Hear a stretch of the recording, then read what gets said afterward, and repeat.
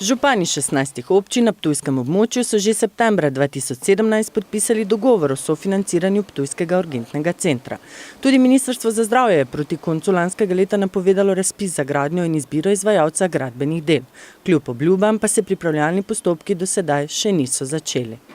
Ja, torej, takoj, ko je Ministrstvo za zdravje na nek način želelo narediti reorganizacijo urgentne službe v državi, smo takoj pristopili k reševanju te problematike. Torej, na Ptuju imamo na primarnem nivoju v zdravstvenem domu izjemno dobro urejeno urgentno službo, potem pa si seveda državni uradniki akademsko zamislijo nek model in urgence so želeli preseliti iz primarnega nivoja v bolnišnice.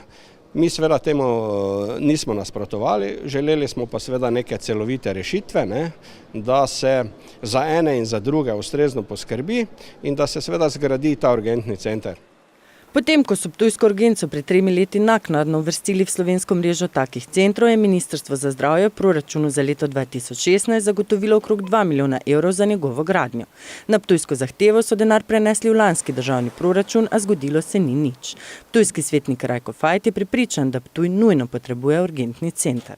Okolje je moralo tudi pokriti blizu 600 tisoč evrov sofinancerskega deleža, zato ker pač do tega odkupa ni prišlo, vključilo se je gospodarstvo, posamezniki so se vključili in tu moram res reči so pohvalo, tudi vsi župani so podpisali, torej da bojo občine sodelovali pri sofinanciranju. Potem so zopet na ministrstvu zakomplicirali, da ni dovolj samo podpis župana, da še morajo biti sklepi občinskih svetov. Vemo, kako je bilo sprejemanje proračuna, nekatere občine, ki so sprejele proračun za 2 leti, torej niso mogli takoj tega sklepa sprejeti in mislim, da so se tu iskali samo izgovori, da do urgence ne bi prišlo. In če do urgence ne pride, se jaz bojim, da smo na dobri poti, da torej ta regija kot takšna zgubi torej Ptujsko bolnišnico kot regijsko bolnišnico, kar bi bila katastrofa za to okolje. Predsednik vlade v odstopu očitke zavrača in poudarja, da so se v stranki zavzemali za izgradnjo urgentnega centra na Ptuju.